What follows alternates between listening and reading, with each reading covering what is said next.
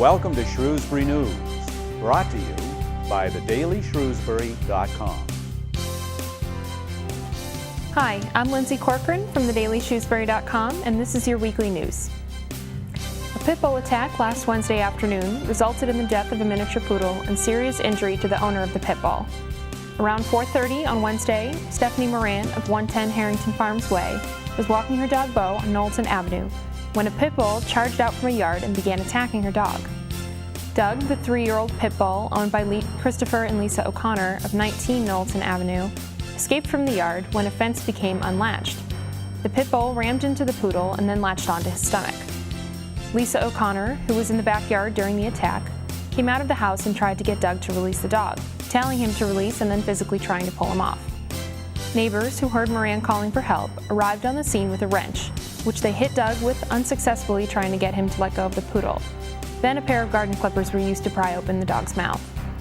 In the midst of the struggle, Bo, the poodle, bit Lisa O'Connor, apparently ripping off the top third of her left ring finger. She was taken to UMass Memorial Hospital in Worcester to have the tip of her finger reattached.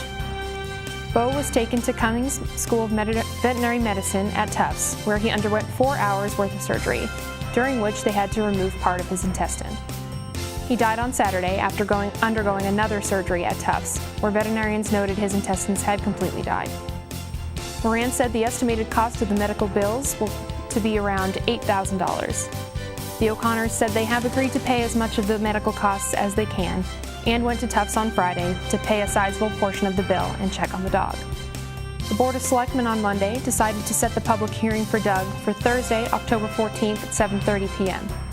Moran, the owner of the poodle, said she is not upset with the dog and is not biased because the dog is a pit bull, but is really just upset with the owners. The O'Connors said that this was an unfortunate situation they wished had never happened. They plan to implement further precautions to avoid the dog getting loose again, and have agreed to make any changes Animal Control Officer Leona Pease suggests. They also plan to take Doug to a trainer and a behavioral specialist. The O'Connors adopted Doug and another dog, a Boston Terrier mix, 3 months ago from the Milton Animal League. They said they have had no issues with their dogs being violent toward other dogs or people since they've owned them. Both dogs were not licensed in town prior to this incident because the O'Connors believes they had 6 months to do so. They got both the dogs licensed on Friday. We'll be right back with more of the Shrewsbury News. Many good things are easy to spot, even in black and white. A maple leaf, birds in flight, our trees in summer. But there's one bad thing that's also easy to spot because it is black and white. The Asian longhorn beetle. This insect is killing our trees, but with your help, we can defeat it. It's as simple as black and white. Look for the beetle, and if you spot it, report it at beetlebusters.info.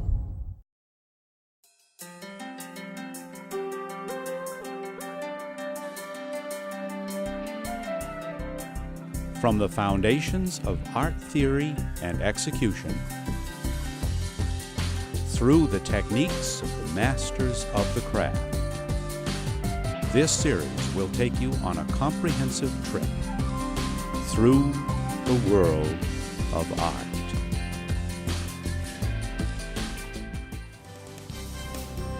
I'm Lindsay Corcoran, and you're watching the Shrewsbury News. Selectmen at their meeting on Monday night set their fiscal policies for the fiscal year 2012 after a heated discussion over fees and some other changes proposed by Selectman Ben Tartaglia. The fiscal policies include that the Selectmen will not ask for a Proposition 2.5 override the May 2011 annual town election.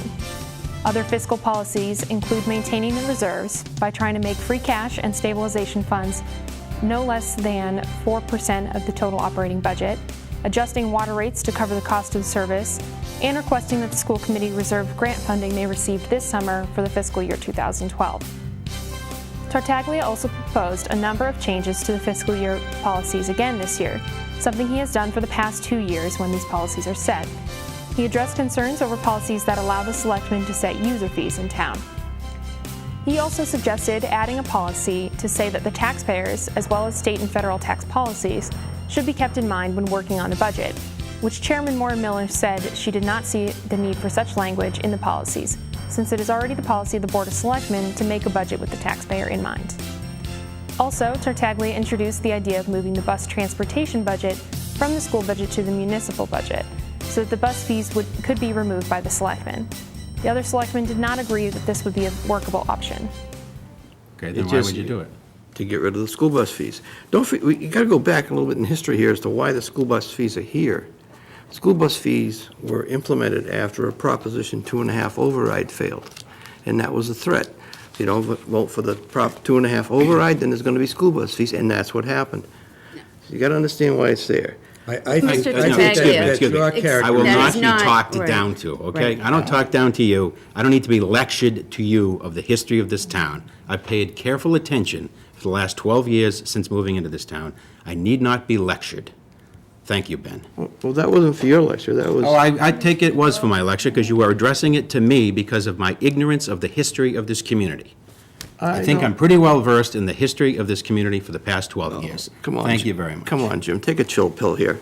I don't need a chill pill. You know Mr. what? Kidd? Why don't you stop wasting our time with your half-baked ideas? It's not even a complete idea. The concept is, okay, get rid of the fee because it's politically satisfying, and then we'll deal with it later. Don't deal with it It's later. not- If you it's want to not- get rid of the fee, come in with the complete picture. It's not... That's what we should have, the picture. Jim, calm down. Selectmen voted in favor of passing the policies with 4 yes votes and Tartaglia abstaining. In recent sports news, the Shrewsbury boys cross-country team continued their successful season with a win over Algonquin Regional High School as the Colonials took first, second, and third place, giving them an automatic win. Captain John Murray was one of the team leaders at Tuesday's meet in Northborough and has led the team all season as one of the top 20 high school cross-country runners in the country. Junior Tobin Dancy and sophomore C.J. Williams also led the Shrewsbury runners to the easy victory. The other captain, Curtis Beals, placed in fifth on Tuesday. Other top runners from Shrewsbury, who has 32 boys running cross-country this fall, included all ages of runners, including freshmen. Coach Jim Smith said the league meet is going to be the real challenge for the Shrewsbury, where they need to beat Wachusett, who they lost to earlier this season, to tie them for co-leaders of the district. Smith said the success against Algonquin was a big one for the boys, since they are a good team.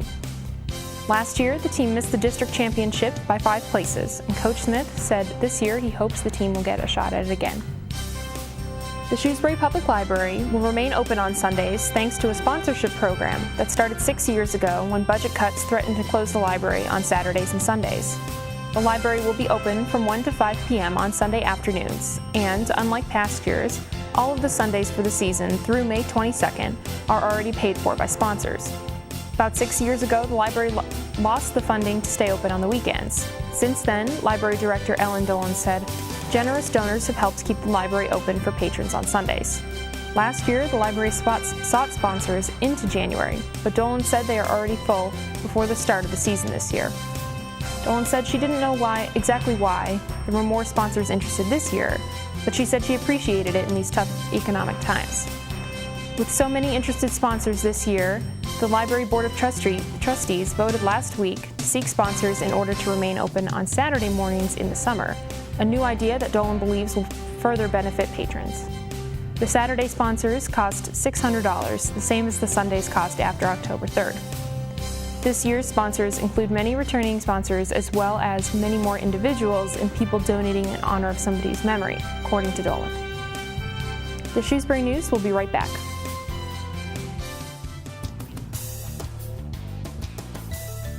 Animal Adventures has new episodes now showing on SETV 29.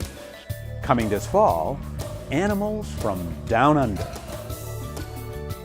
Animal Adventures can be seen Saturday at 8 a.m., Sunday at 6:30 p.m., and Monday afternoon at 4:30.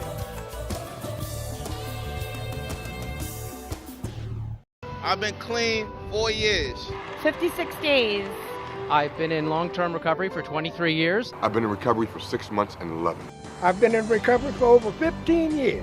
Every September, people gather all across the country to celebrate recovery from addiction. I am so grateful for 19 years of recovery. It's changed my life, changed my children's life. For information or for events near you, visit recoverymonth.gov. Get involved and join the Voices for Recovery. And we're back with more of the Shrewsbury news.